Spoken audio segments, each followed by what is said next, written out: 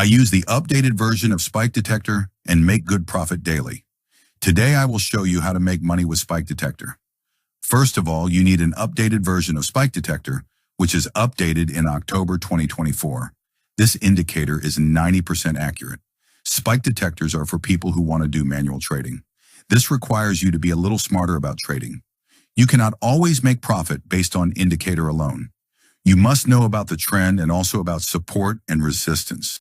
The spike detector is to be used only for buy in the boom index and sell in the crash index. I will not advise you to trade opposite because opposite trade carries high risk. You can catch spikes very easily with the help of spike detector with 90% accuracy. For this, you have to set your target profit according to your deposit.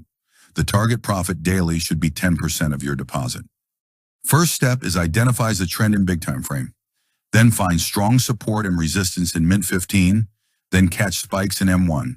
If you make sure your identified trend is in your side so you can hold your positions and make big profit.